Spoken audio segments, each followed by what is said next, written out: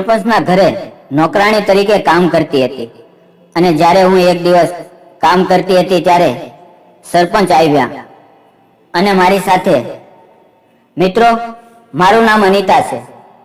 હું ઝડપથી મારા ઘરે જવા નીકળી હતી.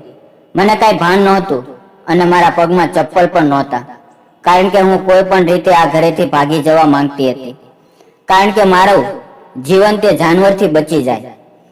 મારી સાથે જે થયું તે ઘણું ખોટું થયું હતું. મારા પર સમસ્યાનો આટલો મોટો પહાડ આવી ગયો હતો જે મેં સરપંચના તેની કલ્પના પણ કરી ન હતી. મારી આંખોમાં આંસુ હતા, મારા પગમાં છાલા પડી ગયા હતા, પરંતુ હું હજી પણ મારા ઘર સુધી પહોંચી શકી નહોતી. પછી એવી વ્યક્તિ સાથે મારો મુકાબલો થયો અને તેને તો મારી સાથે, મિત્રો, મારો એક ગરીબ પરિવારમાં જન્મ થયો. મારી માતા, એના શરીરમાં લોહીની અછતના કારણે મારા જન્મ સમયે મારી માતા મૃત્યુ પામ્યા હતા. મારો ઉછેર મારા દાદીમાએ કર્યો હતો. તે મારી દાદીનો આભાર હતો કે તેણે મને ભણાવી, કારણ કે મારી દાદી ખેતરમાં કામ કરતી હતી. તેને મારું એડમિશન ગામમાં સરકારી શાળામાં કરાવ્યું. મારા પિતા પણ મારા ભણવામાં મહેનત કરતા હતા. મારા પિતા સાધારણ ખેડૂત હતા. ગામમાં અમારું નાનું મકાન હતું, પરંતુ તેમ છતાં મારી દાદી ખૂબ સારી હતી. મારી દાદી મને પ્રેમ કરતી હતી, કારણ કે મારા માતા પિતા પણ મારી દાદીના એકમાત્ર પુત્ર હતા. દાદીને દીકરીઓ ખૂબ જ વહાલી હતી. તેણે પોતાની કોઈ દીકરી નહોતી, એટલે દીકરીના લગ્ન પછી તેણે પોતાની વહુને દીકરી તરીકે સ્વીકારી લીધી. મારી માતા પણ દાદીને પોતાનું સર્વોચ્ચ માનતી હતી અને આ નાનકડા ઘરમાં અમારો નાનો પરિવાર સુખીથી રહેતો હતો અને ખૂબ જ ખુશીથી જીવતો હતો. પછી જ્યારે મારો જન્મ થવાનો હતો ત્યારે ઘરમાં ઘણી ઉજવણી થતી હતી, પરંતુ જ્યારે મારી માતાની ડિલિવરીનો સમય આવ્યો ત્યારે તેને કેટલીક તકલીફ પડી અને તેણે મને જન્મ આપીને તેણે આ દુનિયા છોડી દીધી. મારા પિતા અને દાદી માતાના મૃત્યુ પછી ખૂબ રડ્યા. માતાના મૃત્યુ પછી પિતા પણ બીમાર થવા લાગ્યા, કારણ કે તેઓ મારી માતાને ખૂબ જ પ્રેમ કરતા હતા. જોકે મારા બધા કામ દાદીમાં જ કરતા હતા, પરંતુ દરેક બાળકને પિતાની સાથે માતાની પણ જરૂર હોય છે. પિતા મોટી બીમારીમાં ફસાઈ ગયા. દાદીમાને પિતાની બહુ ચિંતા હતી. તે ઈચ્છતી હતી કે પિતાની સારવાર શહેરમાં થાય, જેથી તેને સારી સારવાર મળી શકે. પણ અમે ગરીબ હતા અને શહેરમાં જઈને પિતાની સારવાર કેવી રીતે કરાવીએ? અમને 2 ટાઈમનું તો ભાગ્યે જ ખાવાનું મળતું હતું. જ્યારે પિતા બીમાર પડવા લાગ્યા ત્યારે પિતાની જગ્યાએ દાદીએ ખેતરમાં કામ કરવાનું શરૂ કર્યું.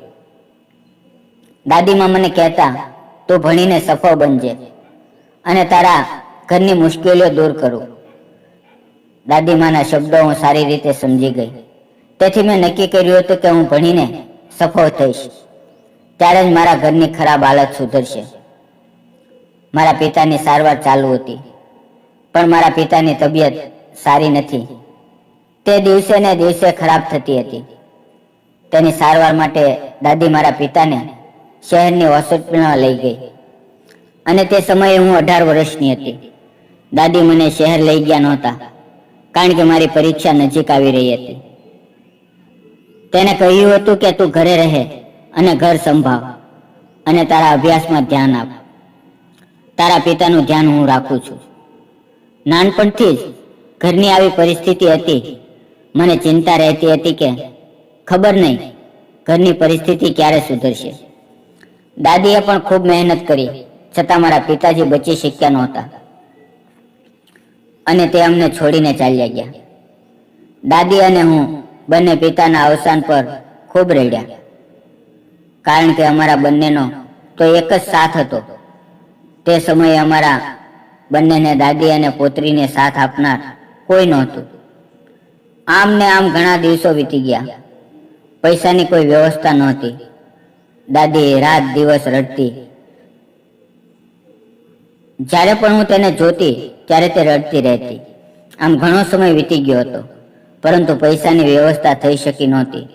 અને ત્યારબાદ અચાનક ગામના મુખ્ય સરપંચે આ મુશ્કેલ સમયમાં અમને મદદ કરી અને અમને બેઘર થતા બચાવ્યા. પછી દાદી સરપંચના ઘરે તેમનો આભાર માનવા ગયા હતા અને તે સમયે તેનાથી દાદી દુઃખી થઈ ગઈ. સરપંચે કહ્યું હતું કે જો તમે અમારા ઉપકારનો બદલો આપવા માંગતા હો તો તમારી દીકરીને અમારા ઘરે નોકરાણી બનાવીને મોકલો. અમને એક નોકરાણીની જરૂર છે જે અમારી સાર સંભાળ રાખે. દાદીમાં કહેવા લાગ્યા કે હું તમારા ઘરનું કામ કરી આપીશ, પણ હું મારી દીકરીને મોકલી શકતી નથી. હું તેને ભણાવવા માંગુ છું. તો સરપંચ કહેવા લાગ્યા, તમે તો તમારા ઘરનું કામ કરો. તમારી દીકરી અમારા માટે દીકરી સમાન જ છે. જ્યારે તે અહીં રહેશે ત્યારે તેને કોઈ નુકસાન થશે નહીં. કોઈ પણ ચિંતા કર્યા વિના તેને અમારા ઘરે મોકલો અને તે અમારી દીકરી સાથે ભણશે, પણ બદલામાં તેને અમારા ઘરના કામો કરવા પડશે. સરપંચની વાત સાંભળીને દાદી ચકિત થઈ ગયા, પણ તેઓ વિચારતા હતા કે તે તેની યુવાન દીકરીને સરપંચના ઘરે નોકરાણી તરીકે મોકલીને કંઈ ખોટું કરી રહી નથી ને. જ્યારે દાદીએ મને આવી વાત કરી ત્યારે હું નોકરાણી તરીકે કામ કરવા તૈયાર થઈ ગઈ, કારણ કે હું એ જાણતી હતી કે આગળ ભણવામાં ખૂબ જ ખર્ચ થશે અને અમારા ઘરની પરિસ્થિતિ એટલી સારી નથી કે તે ખર્ચ કરી શકે. અને હું સરપંચની હવેલીમાં કામ કરવા જવાથી મને કોઈ વાંધો નહોતો. ટૂંક સમયમાં મારી મહેનતથી મારે નોકરી લાગી અને જ્યારે નોકરીનો કોલ લેટર મારા હાથમાં આવ્યો તો હું સરપંચના ઘરેથી તેમના આશીર્વાદ લઈને બધું જ ભાન ભૂલીને મારા ઘર તરફ દોડવા લાગી. મને મારા કપડાનું કે મારા શરીરનું કોઈ ધ્યાન રહ્યું નહીં.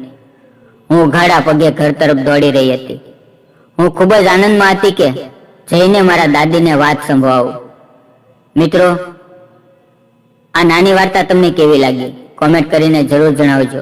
અને વિડીયો પસંદ આવ્યો હોય તો વિડીયોને લાઈક અને ચેનલને સબસ્ક્રાઇબ કરવાનું ના ભૂલતા. ફરી મળશું એક નવી વાર્તામાં. ત્યાં સુધી આવજો. વિડીયો પૂરો જોવા બદલ આપ સૌ મિત્રોનો દિલથી ખૂબ ખૂબ ધન્યવાદ. વિડીયોમાં આવેલા નામ, પાત્ર અને ઘટના ફક્ત કાલ્પનિક છે. તેનો કોઈ પણ વ્યક્તિ, જાતિ કે ધર્મ સાથે સંબંધ નથી.